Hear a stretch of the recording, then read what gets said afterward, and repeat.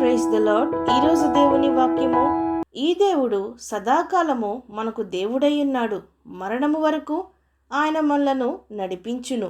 కీర్తనల గ్రంథము 48వ అధ్యాయము 14వ వచనము. ప్రజలారా, మన ప్రభువు, మన దేవుడు, మన తండ్రి, మన యేసుక్రీస్తు ప్రభువు.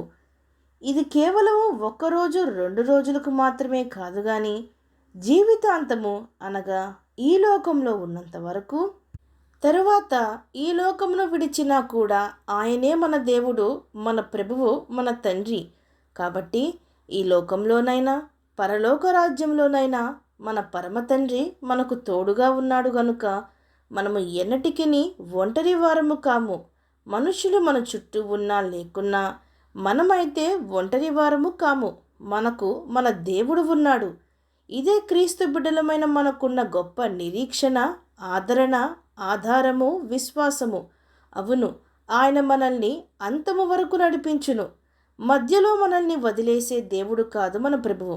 మనము ఆయనకు అవిధేయులుగా నడిచామని, మనము ప్రభువుని విడిచి తిరిగామని, లేక తప్పులు చేశామని మనకి ఎన్నో అవకాశములు ఇచ్చి క్షమించి తన హక్కును చేర్చుకును. కానీ మనము భ్రష్టులమైపోవాలని, మనము దిక్కులేని వారంగా మారాలని, అపవాది సంబంధులుగా మారి నరకమునకు పాత్రులవ్వాలని దేవుని ఉద్దేశము ఎంత మాత్రము కాదు.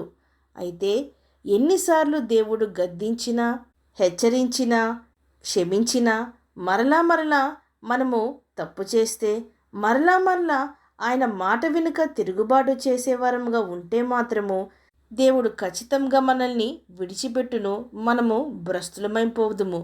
ప్రజలారా, మనము మన దేవుణ్ణి దుఃఖపెడతాం. మన దేవుణ్ణి మనము విడిచిపెడతాం. దేవుని యందు ప్రేమలో, భక్తిలో మనము జారిపోతాం.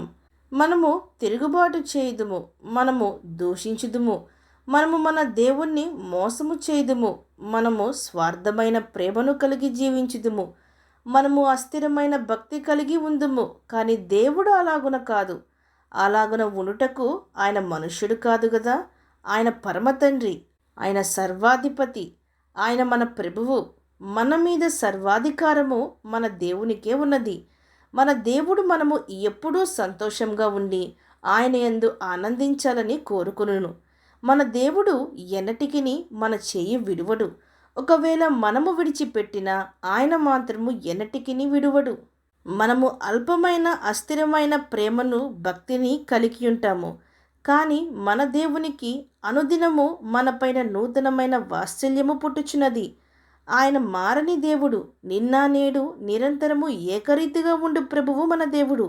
మనము ఎంత తిరుగుబాటు చేసినా, మనమెంత దూషించినా మన ప్రభువు ప్రేమ అమూల్యమైనది గనుక మనల్ని క్షమించి మరలా చేర్చుకున్నటకు దేవుడు సిద్ధంగా ఉన్నాడు. మాట ఇచ్చి నెరవేర్చకయుండి మోసము చేయుటకు మన దేవుడు మనుష్యుడు కాడు. ఆయన దేవుడు. ఆయన వాగ్దానము ఎంతో విలువైనది. ఆయన మాట తప్పని దేవుడు. ఆయన మాట ఇస్తే అది ఖచ్చితంగా నెరవేరును. నిస్వార్థమైన ప్రేమ కలిగిన దేవుడు. ఆయన మన స్థితిగతులను, మన బలహీనతలను, మన వ్యాజ్యములను ఎరిగిన దేవుడు. మన మేలు కోసమే మన జీవితంలో క్రియలు జరిగించును. అవి మంచివైనా, ఎటువంటి పోరాటములైనా.